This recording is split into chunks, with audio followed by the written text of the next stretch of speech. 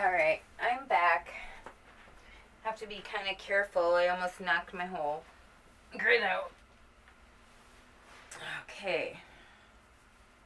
So, I only have like 4 minutes left to show this, and then we're going to move on to another topic for another video.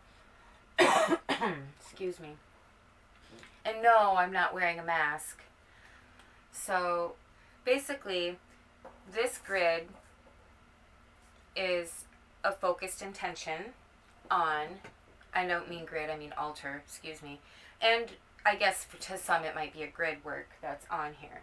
So I have some small crystals that I'm going to add.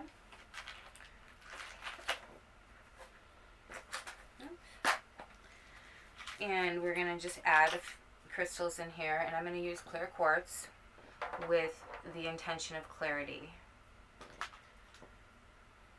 I have a smoky quartz with the intention of clearing away anything negative and things that might inhibit. We have a Tibetan quartz, probably one of my favorites, and that is for the metaphysical aspect of things.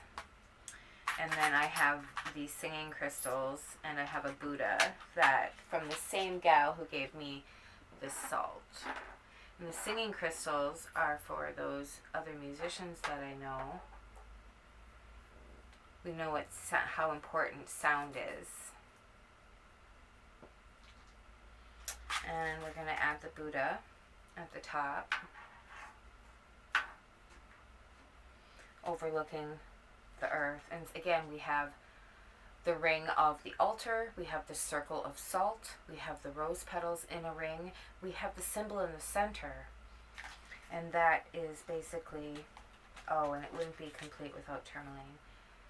So we're going to put the tourmaline on the top of the wellness stone, and tourmaline is to drive away negative forces. And so the intention, and I'm putting a little pink tourmaline and blue tourmaline as well. And we have pretty much every color of the chakra covered here. So there you have it. You have an altar. And like I said, hopefully I can load a photo, but if not, then those of you should be able to see some of it. But just, basically you're channeling your intention into your altar.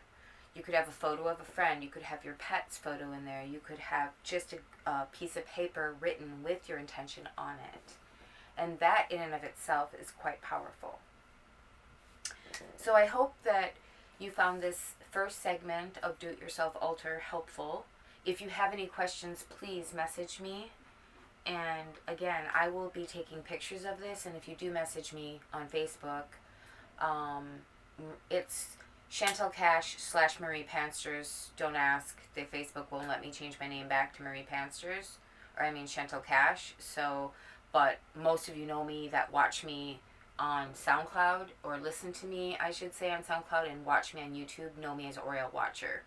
So, but for people who've taken my class, you know me as Chantal Cash.